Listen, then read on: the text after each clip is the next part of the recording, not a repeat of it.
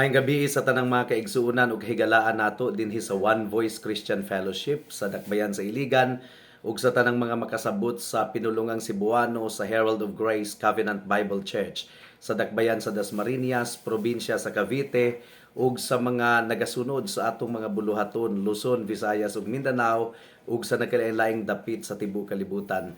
Welcome sa atong panagtigom diha sa mga pag-ampo apan sa dili pa tuguti nga makapamalandong kita sa hamubo nga pamaagi sa pulong sa Ginoo.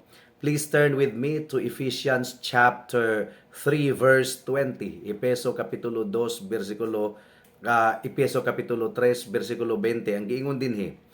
Karon kaniya nga makahimo sa pagbuhat nga mas labaw pa kaysa tanan natong gipangayo o gihuna-huna sumala sa gahom nga nagpanglihok sa atong kinasuluran. May the Lord bless the short meditation of His Word at this moment. Ang atong Ginoo mga kaigsuunan kung muhatag siya labaw kanunay kaysa atong mga gipangayo. Ang kasagara nga nahitabo muduol kita kaniya atong i-present ang atong mga gagmay nga mga gipangayo.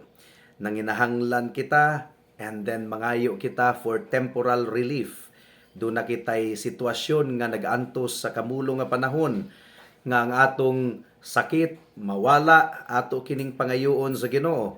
Naglisod kita sa kwarta, panginahanglanon nato ug ang atong Ginoo atong pangayuan ug mas daghan pang provision mga kaigsunan. Sa tinuod lang sama kita sa mga makililimos nga atong giisa ang atong kamot sa Ginoo para sa atong panginahanglanon sa matag adlaw.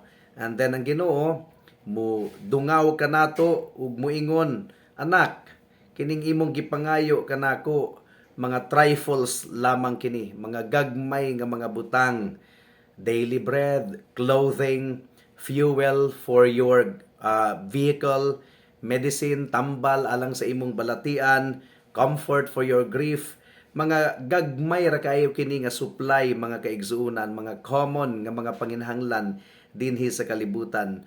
Unya, ang pangutana sa Ginoo, mura ra bagyod ni ang mga panalangin ug mga gasa nga imong pangayuon sa imong langitnon nga amahan nga aduna siya ay dili masukod nga mga kabtangan, dili maihap nga mga kabtangan nga ihatag kanimo. Thousands of people in the world mga kaigsuunan hangtod dire ra gyud taman ang item sa ilang mga gipangayo, money, medicine, provision, kaayuhan sa mga balatian ug mga temporary things in this world. Diha ra gyud taman ang ilang gipangayo.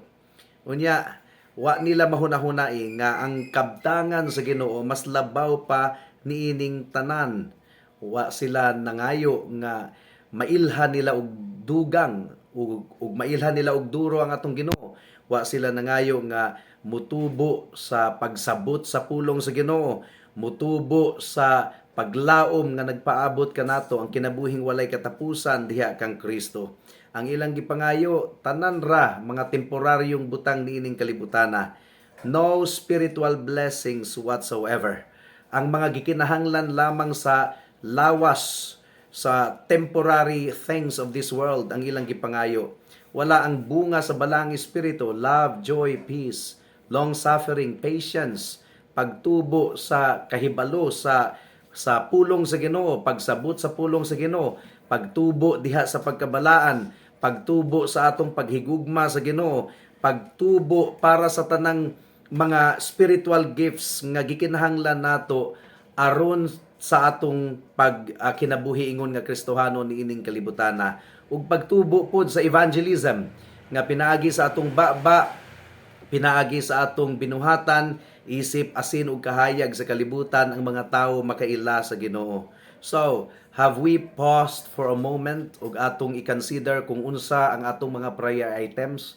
Kay basin og puro ra kana mga temporary things, mga common nga mga gipangayo sa tawo, healing, money, provision para sa gikinahanglan, tuition fee, and everything.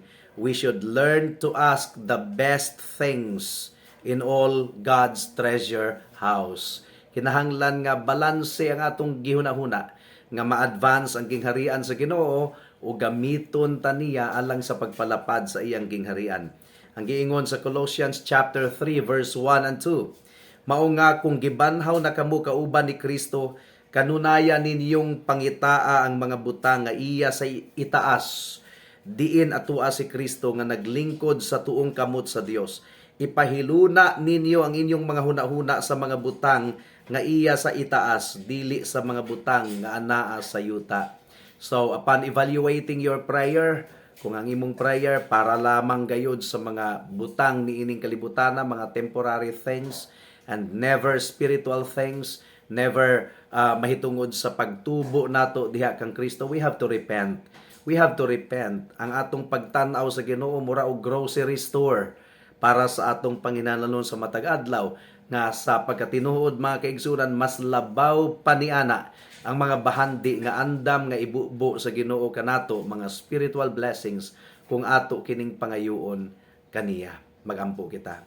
Salamat o Dios sa pag-remind kanamo that more than temporal things in this world, we need to grow more in our knowledge of you. We need to grow more in wisdom, in patience, in love, in long-suffering, even in purity and holiness, O God. Tabangi kami ug hinaot nga mupod kini ang among focus sa among pangaliya, sa among panag-ampo ning takna sa kagabihon. Salamat o Dios. In Jesus' name we pray. Amen and amen. Daghang salamat sa pagpamati sa pulong sa Ginoo. God bless us all.